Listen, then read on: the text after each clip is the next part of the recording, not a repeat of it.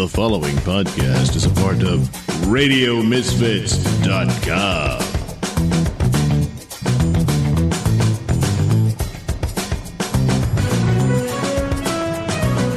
This is a Nailsin News Bulletin.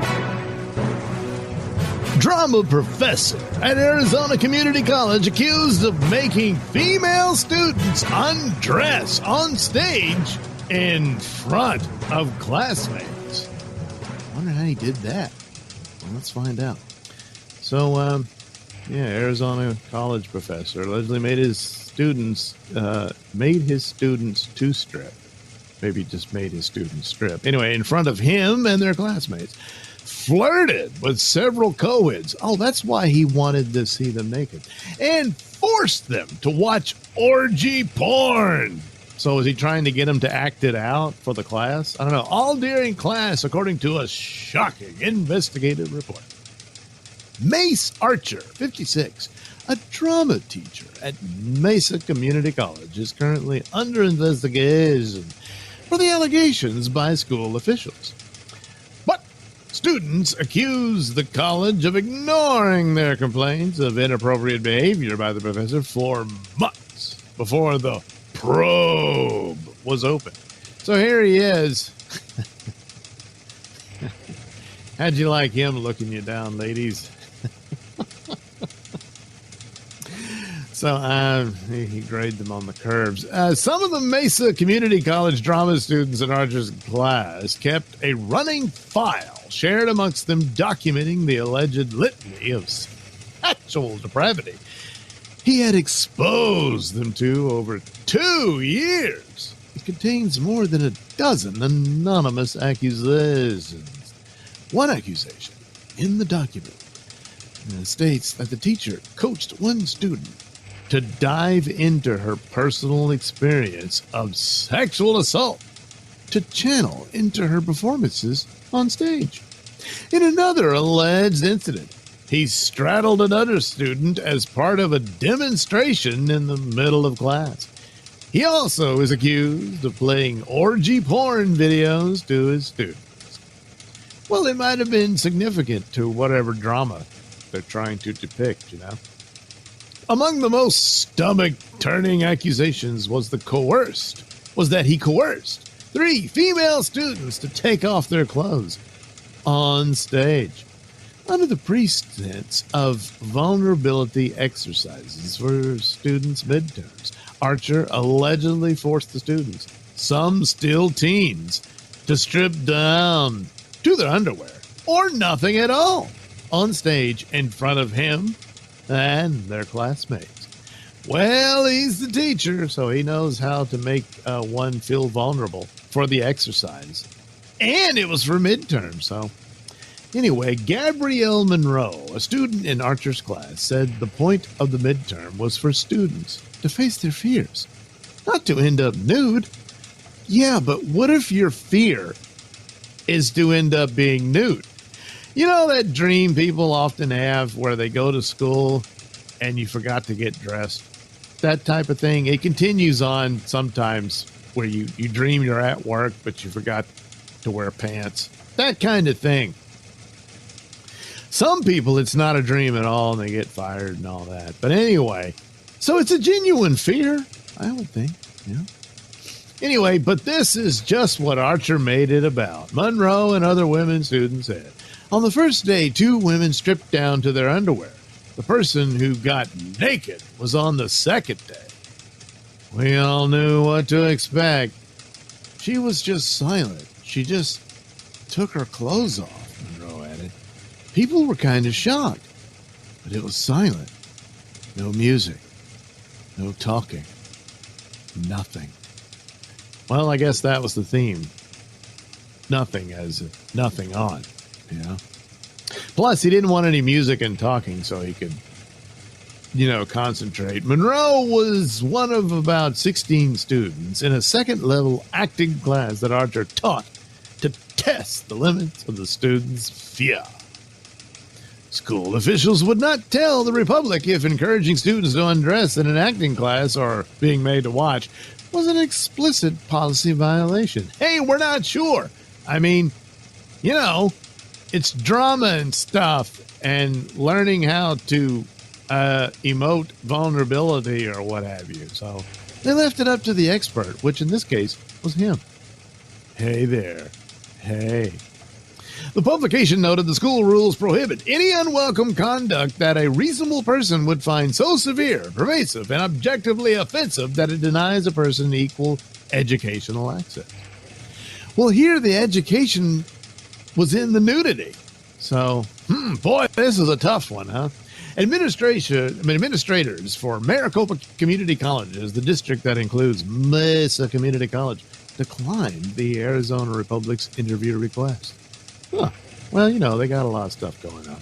Because this is an active personnel matter, we cannot provide specific details to protect the privacy of those involved. Spokesperson Lindsay Wilson told the publication in a May 19 email, "Our colleges take any allegations of misconduct seriously and are committed to fostering a safe, respectful, and supportive environments for students, faculty, and staff." Just a little iffy on clothing. Wilson told the Arizona Republic that the appropriate action would be taken based on the investigation's outcome.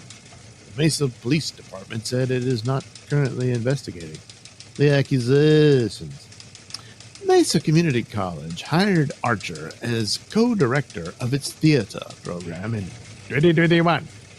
He has had a long career in theater academia before that, working at the University of Tennessee, Randolph College in Virginia, and as an artistic director at Mount Hood Community College.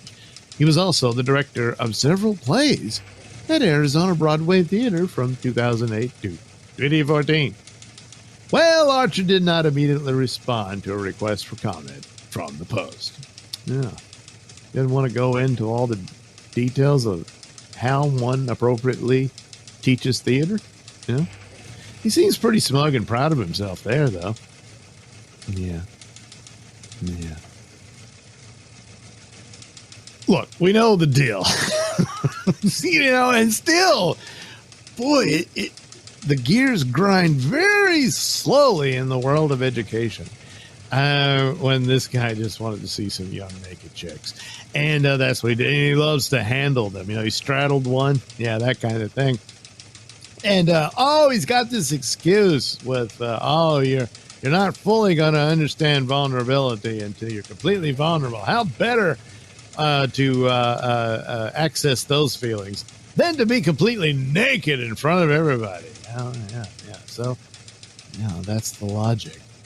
But they went through with it, Now, granted, they're very young and intimidated by him and all that sort of stuff. But come on, do you think this is normal? A teacher can make you strip in front of the class.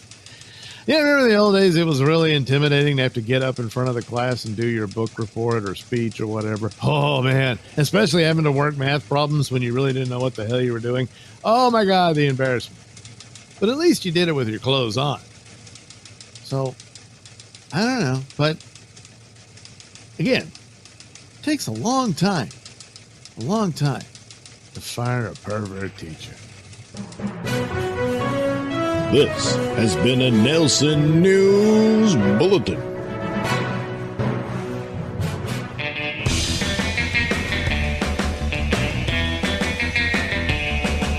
You're listening to the Mr. Nailsin Show here on RadioMisfits.com.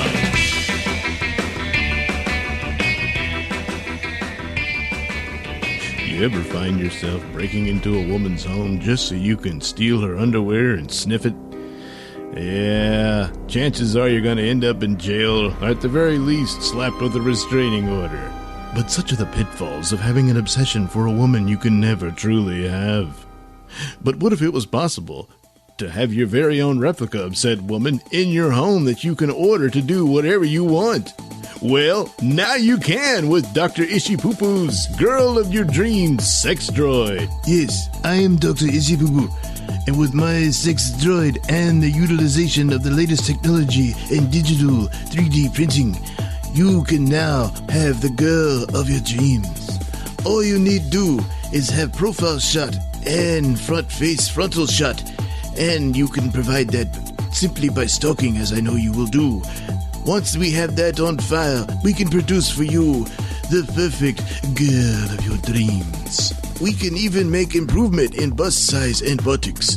She will obey all your commands. Please, fuck me in the ass. Please, fuck me in the ass. Guaranteed to feel like a woman. Not that you would know. Hurry now and order your girl of your dreams. Yes, operators are standing by for Dr. Ichipupu's Girl of Your Dreams sex droid. Don't delay. Order today. Warning, sex droids can result in castration. If this happens to you, you have been warned, and therefore we are not held liable. Once the transition clears, we wipe our ass at you. This is a Nailsin News Bulletin.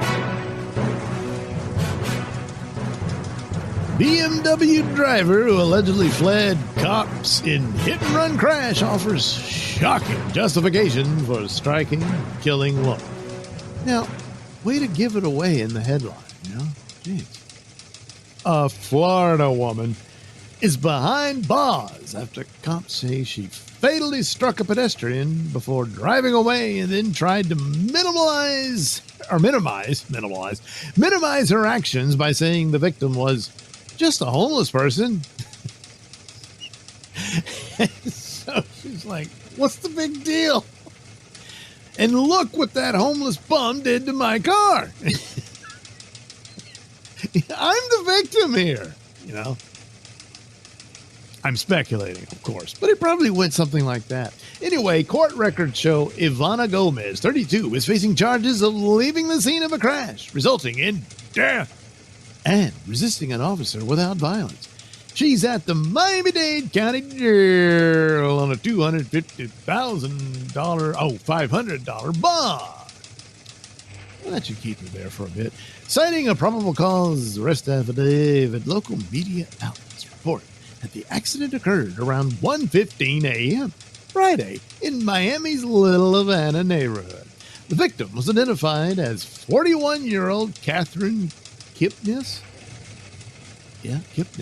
Prosecutors said at a bond hearing on Saturday that Gomez's BMW hit the victim so hard that the victim's head went into the vehicle through the windshield, and some of the victim's hair got caught on the passenger's seat belt.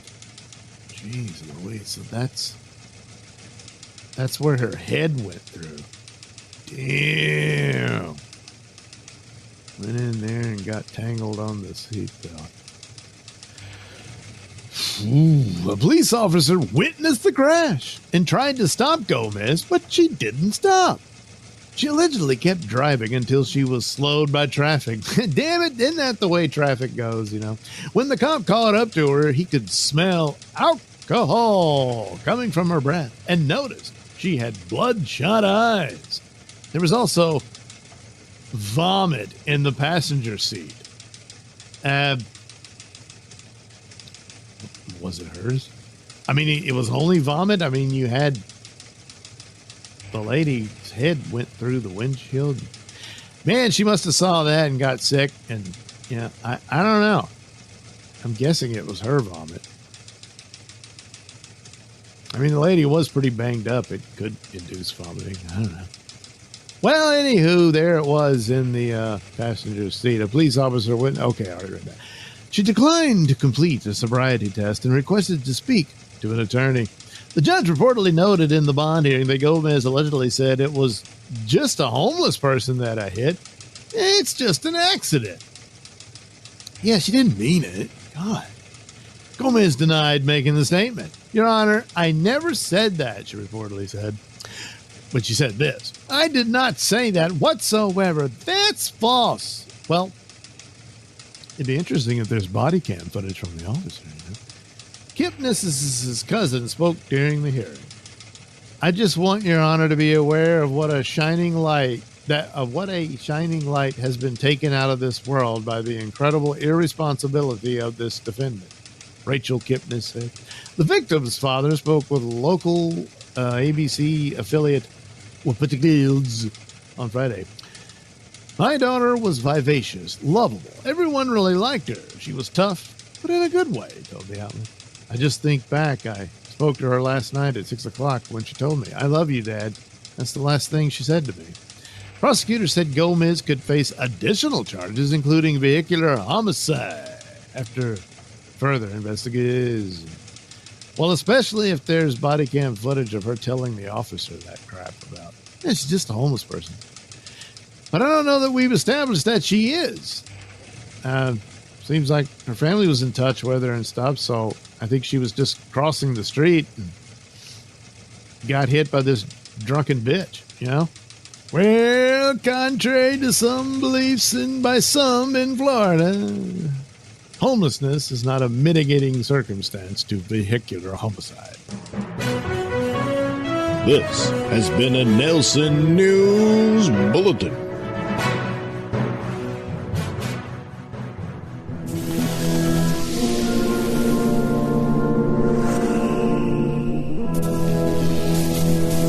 And now, from Nailsin Productions comes a space opera adventure like no other. Bubba Stargone and the Uranus Patrol!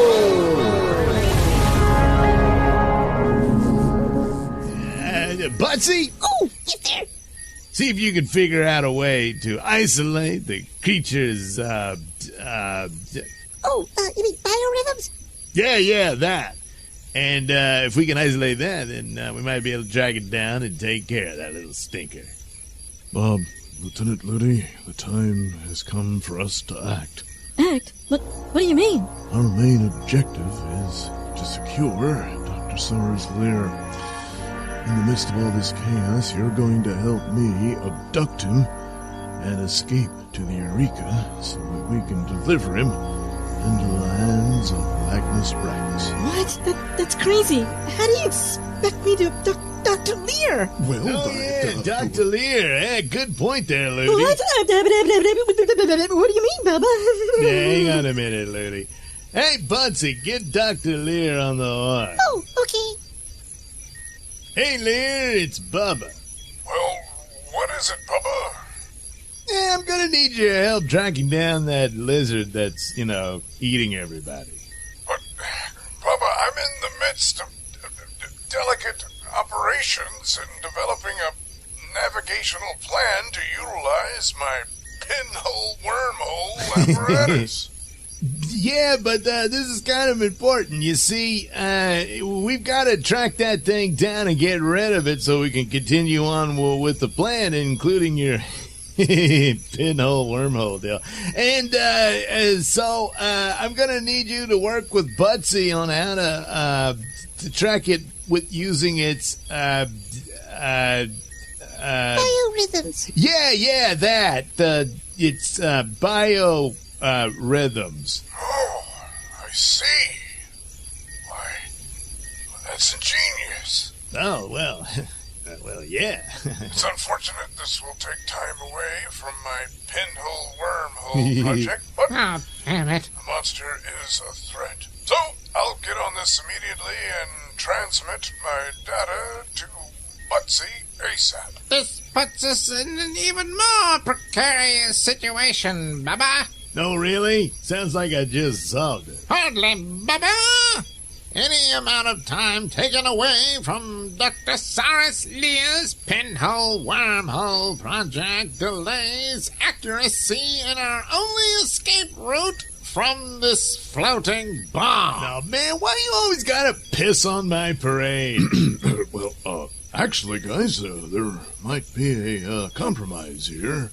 I suggest that myself and Lieutenant Lewdy here head over to Dr. Cyrus Lear's lab to assist him, as Lewdy has worked with him before, and also provide potential security for him as well. Yeah, Lewdy can handle that herself. What do we need you down there for? Oh, in order to aid Dr. Lear to have both projects proceed simultaneously, I could coordinate with my science officer on the Eureka to aid him in that process. Yeah, well... Now stop hemming and hawing, Bubba! Excellent idea, Captain Stuff. Make it so. All right. Lewdy, go with Snuff Stuff to Saurus's, lab. Oh, right, Bubba. Bubba, I can't help but notice and detect a certain amount of negativity from you towards Captain Snuff Stuff. Well, yeah, I'm getting more and more pissed off as this guy keeps trying to ride Lewdy's ass. Oh my goodness. Really? Wow. I guess I haven't been really paying attention, murderous lizards and explosives and all that, but, I mean, come on, Bubba. Who can blame the man? It's a great ass. Hey, come on, man. That's my girl you're talking about. I mean, all right, yeah, it's a great ass. Green, but, great.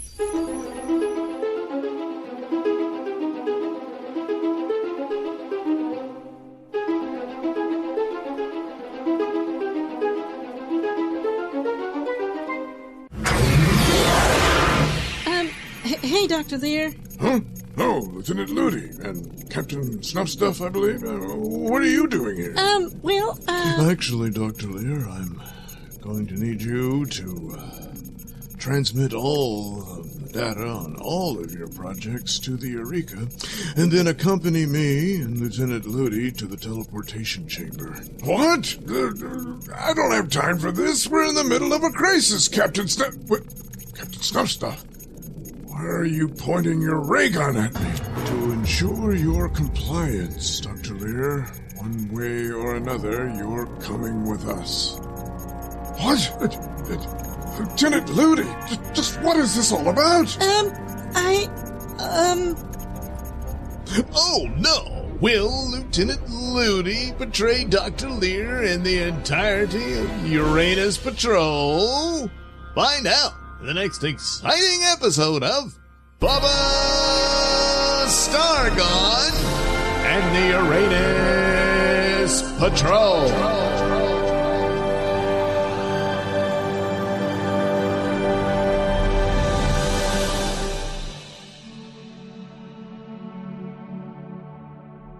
Bubba Stargone and the Uranus Patrol is written and performed by me, Douglas Nailsin, with music provided by Kevin MacLeod and other public domain sources.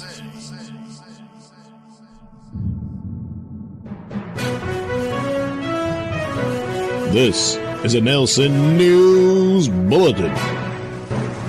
Pennsylvania mom sentenced for trying to kill child with drugs because God told her she was going to die soon. That the mom was going to die soon or the child was going to die soon, so she decided to help God out or something? This doesn't make any sense. Anyway, a 32-year-old woman will spend up to 20 years behind bars for trying to kill her daughter because she reportedly believed an imagined serial killer was trying to end their lives. Boy, the story changes a bit from the headline. So the Westmoreland County District Attorney's Office announced May 27th that Sky Nagy was sentenced to 10 to 20 years in prison, followed by 5 years of probation after she pled guilty, but mentally ill, in January to attempted homicide, aiding suicide, aggravated assault, kidnapping, interference with child custody, and endangering the welfare of a child. According to the Pittsburgh Tribune Review on October 25th, Nagy, evaded a potential involuntary hospital stay and abducted her daughter, who was 6 at the time, and brought her to a remote area near Loyalhanna Lake. The defendant reportedly gave her child doses of an opioid and fentanyl with an open Bible nearby. Yeah, I don't think that's how Sunday school is supposed to be orchestrated, you know. Wait a minute. Was October 25th a Sunday?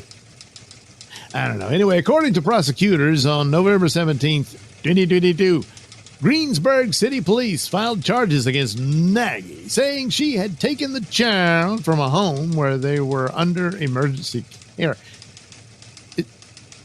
This is her kid, right? Emergency care. So the child was like already sick and being taken care of at this home, and she took the kid away. Following the kidnapping, well, I guess she doesn't have full custody of the child. Officers discovered multiple handwritten letters from Nagy, in which the defendant claimed she needed to find fentanyl because she was unable to protect herself and the child.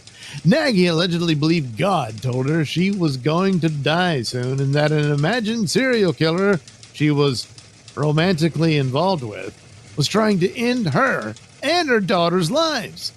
So you decide to kill the girl before the serial killer can. That'll outfox him. Police tracked the defendant's phone and located her and the child in a wooded area off of a trail. The victim, who had fentanyl and opiates in her system, survived and is in the care of a family member.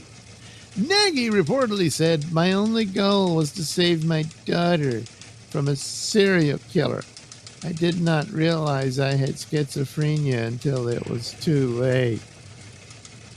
Well, sounds like you have schizophrenia. According to the Pittsburgh Tribune Review, during the trial, 2 psychiatrists said Nagy was diagnosed with schizophrenia after her arrest. They reportedly said Nagy continued to show signs of mental illness and will require ongoing treatment. Oh, yeah, that's pretty cray-cray. She cray, she look. That's pretty cray. This has been a Nailsin News Bulletin.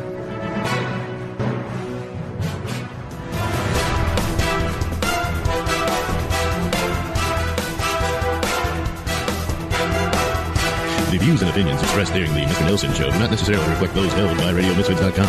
So, any complaints and or comments should be sent to @Mr. Nailsin on Twitter, where they will be promptly ignored and or blocked.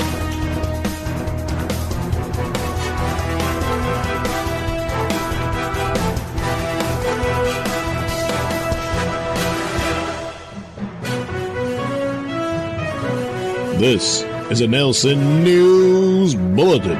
Man intentionally caused head-on car crash in an attempt to kill his wife.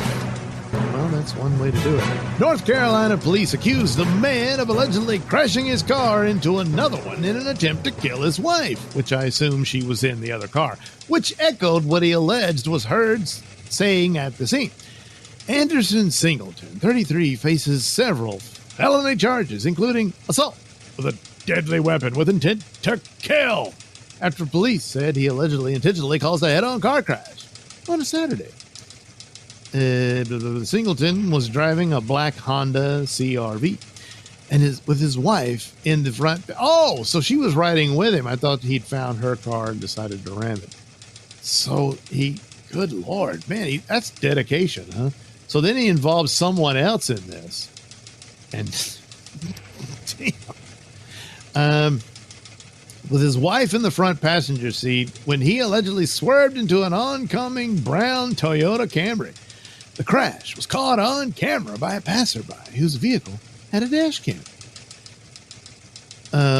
Winston interviewed Jorge Bravo, the driver of that SUV who stopped to help the victims of the crash after it occurred. Bravo told Winston that Singleton reportedly had a lot to say in the aftermath of the collision, which injured Singleton, his wife, and the 2 men inside the Toyota Camry. Referring to Singleton, Bravo said, "He was like, oh, that's not an accident. I was trying to kill my wife and myself. We were fighting each other. We're trying to kill each other. It's something we do. We're definitely going to the psych ward. Police stated that they did not believe Singleton was impaired at the time of the alleged crash. Bravo told Winson that a paramedic also happened to drive by. Wow, what luck. You get a guy with a dash cam and a paramedic just happened by the crash site and stayed to provide assistance to the 4 injured victims. He said he witnessed Singleton's wife kind of just fall out of the passenger door and just lay there. Yeah. All 4 people involved in the crash were taken to the hospital for serious but not life-threatening injuries. Singleton was released from the hospital and is currently in custody at Wake County Jail, where he is being held without bond. Singleton was charged with 2 counts of assault with a deadly weapon with intent to kill, causing serious injuries, assault with a deadly weapon with intent to kill, careless and reckless driving, and driving left of center by patrol. Oh, well, the plan didn't work out, and I'm assuming they all had their seatbelts on, so. Because otherwise, 1 or 2 of them would have gone through the windshield, right? In the previous story, the homeless lady or whatever. Anywho, the plan just didn't work out.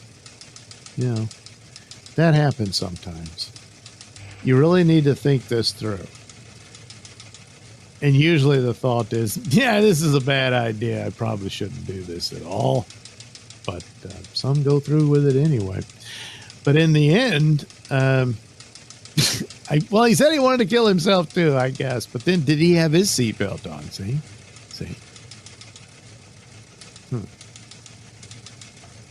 Okay, I guess, I don't know about total mental illness that he's going to try to, go beyond that. Probably won't work, but stupidity, being a complete moron, you might go for that. This has been a Nailsin News Bulletin.